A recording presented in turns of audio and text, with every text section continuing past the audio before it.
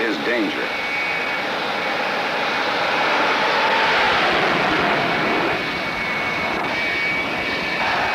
Here on the flight deck of this carrier, the scorching blast of jet exhaust, the deadly whirl of props, and the urgent pace of flight operations are some of the calculated risks that make routine duty for these men inherently hazardous.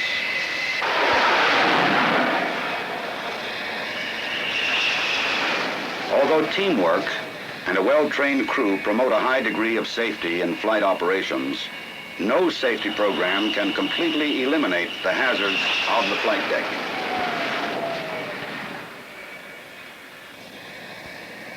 Effective visual aids to flight and sophisticated electronic devices help reduce the risk of accident, but they cannot guarantee accident prevention.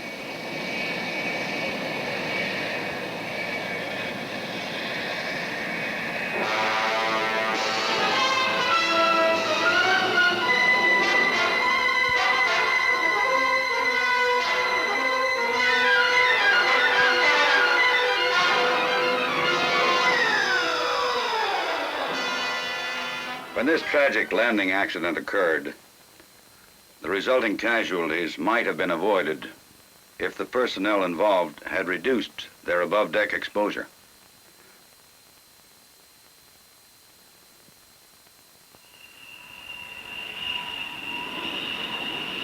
By alert recognition and persistent avoidance of known flight deck hazards, you, the flight deck crewman, can minimize the risks you have to take in performing your hazardous duties.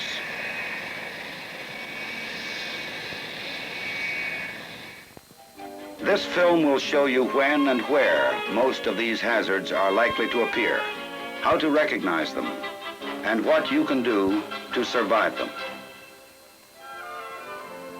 Through ship and squadron safety training programs, you have learned the survival value of basic preparation for your dangerous job. You have learned to wear protective clothing, to watch your step, and to obey servicing rules and procedures. You also have learned to operate support vehicles carefully, to beware of aircraft turning up,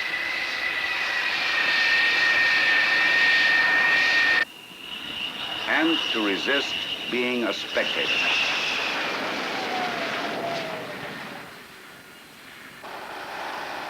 Now, let's check the many hazards that constantly threaten every phase of routine flight operations. You'll find them during arming, spotting, launch, and during recovery.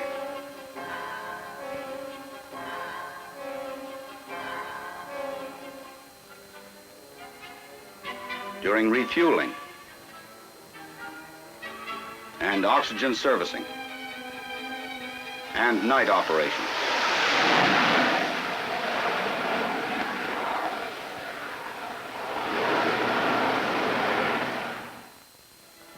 The ever-increasing destructive power and technical complexity of naval air weapons have multiplied the ordinary hazards of carrier arming operations.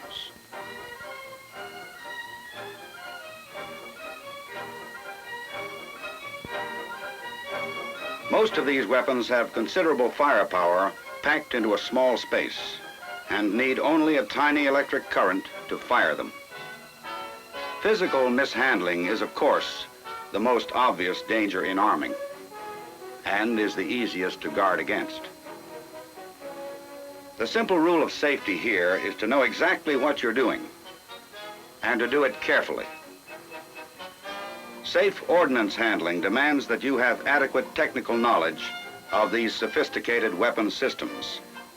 But careful handling alone will not protect you from two prime hazards of arming: the presence of stray voltage and the unintentional actuation of weapon system firing circuits. Avoid these dangers by professional adherence to ship and squadron safety rules when arming aircraft.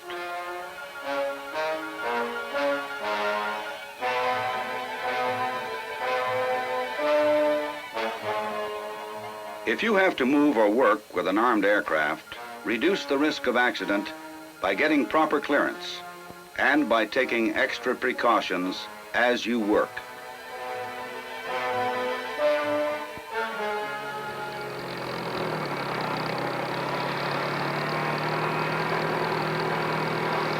Spotting aircraft on the flight deck, where available space is always limited, is a precise and a risky business.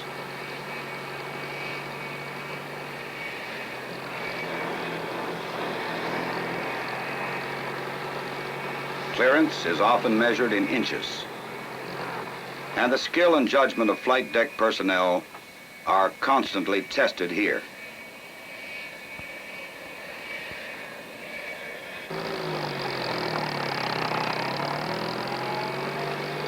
An error of judgment or a careless footstep can be disastrous. Watch out for moving wheels. The wheel of even the smallest jet can crush the foot of an unwary crewman. When your job's finished and you're not needed topside, stay off the flight deck. This is a good time to review safety information.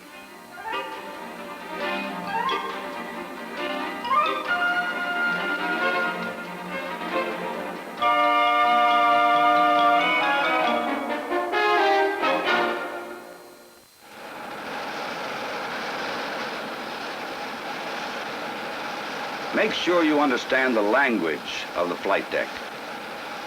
Basic to it is the visual signal.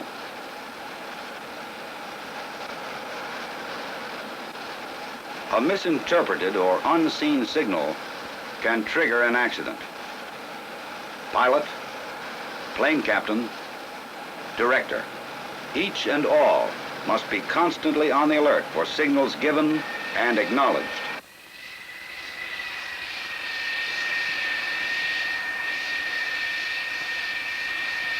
As aircraft move up for the launch, watch out for jet blast or prop wash from any direction.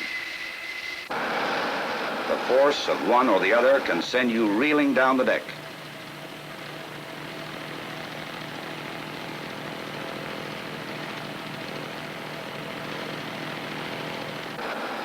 A fast and safe launch demands the conscientious professional performance of each member of the flight deck team. The safety of the whole operation depends upon the vigilance of each man, and especially upon the catapult crews, who face danger with every move.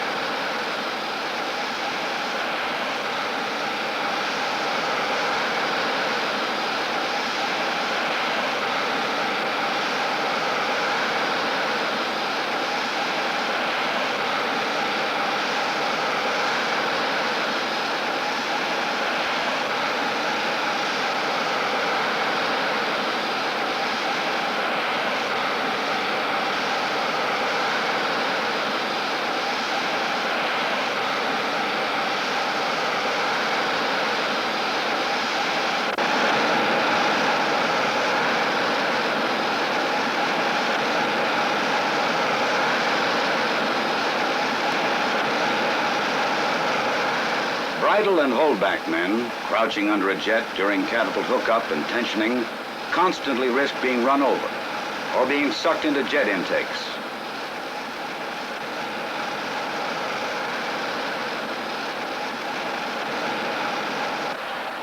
Keep clear of the treacherous nose section of this jet.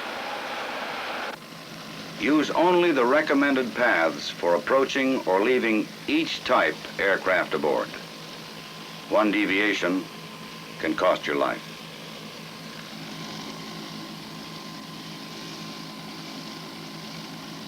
Always retreat to your proper safety position for the launch.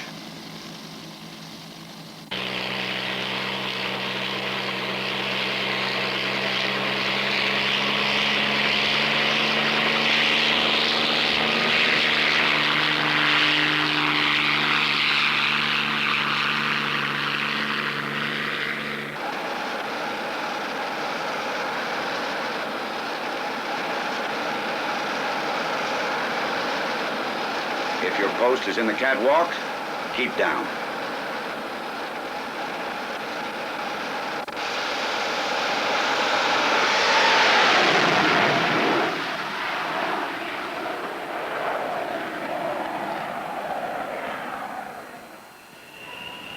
Of all the hazards threatening flight deck crewmen, those encountered in recovery are the most potentially fatal.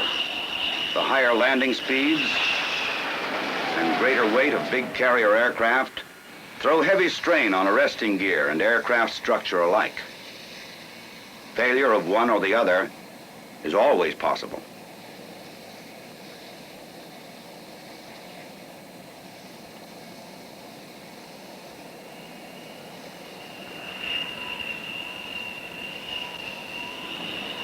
To get the jets aboard as quickly as possible, arresting gear crewmen must dash out in the face of this danger to separate hook and cable.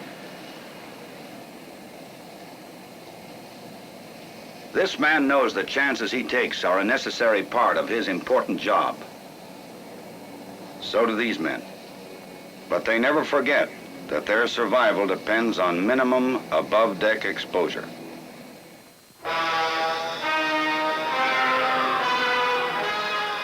When an accident occurs, available escape time is usually near zero.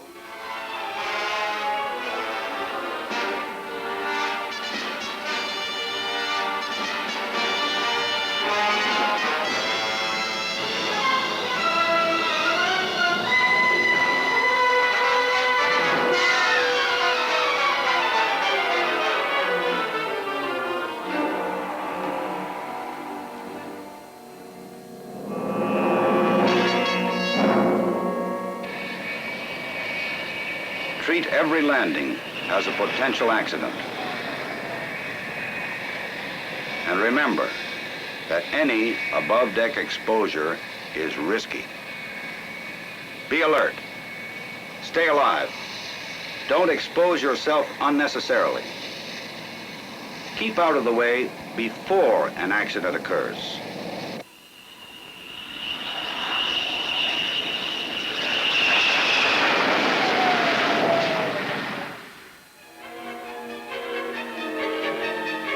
Like arming, servicing operations are always dangerous because of the explosive nature of the material handled. Oxygen in combination with oil or grease can produce a flash fire. That danger is reduced by following ship and squadron safety directives governing servicing operations. Though the risk of fire is always present, a more common hazard is accidental splashing of liquid oxygen on exposed parts of the body.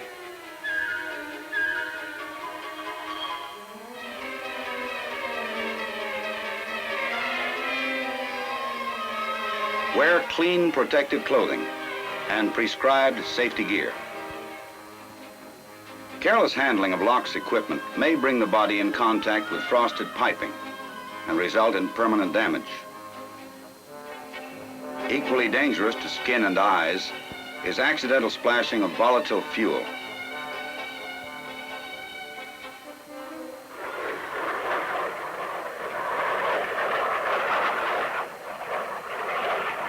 As dusk foreshadows the approach of night, flight operations go on. For the carrier must be able to strike day or night. Although visibility is reduced, the flight deck crew must continue to perform its duties safely and efficiently. To become night adapted prior to working on the flight deck, make sure that you stay under red illumination. Be prepared. Before exposing yourself to the risks of the darkened flight deck, wear required and recommended gear.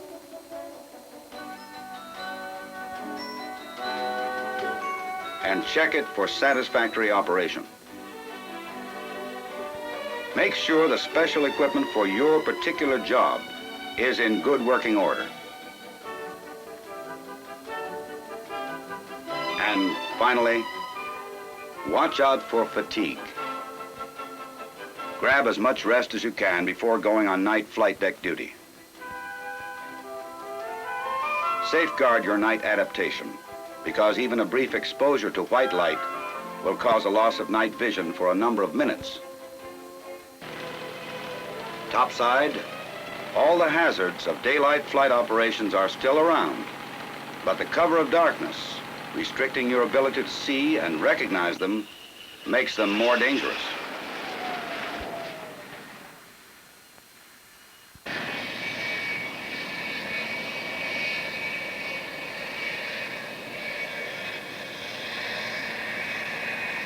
To face this danger safely, be doubly cautious. Alert your senses. Keep your head and eyes moving, and don't move without looking.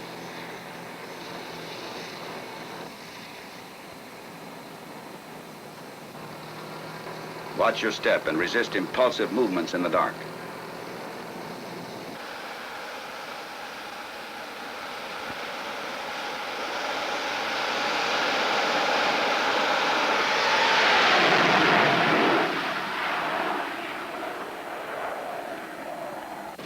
Above all, don't be in too much of a hurry at night, and don't hurry others.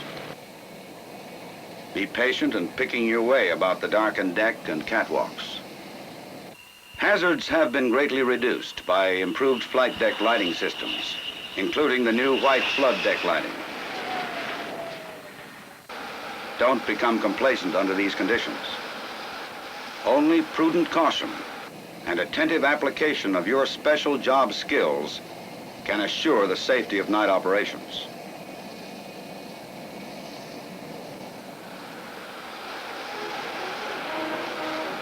Yes, duty as a flight deck crewman is a tough and demanding assignment.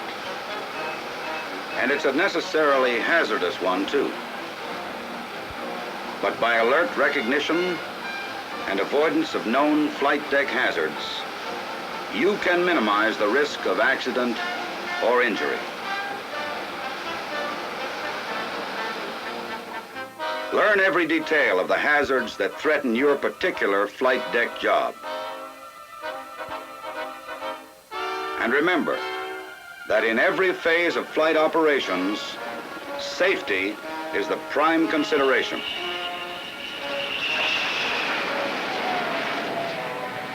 Make it yours.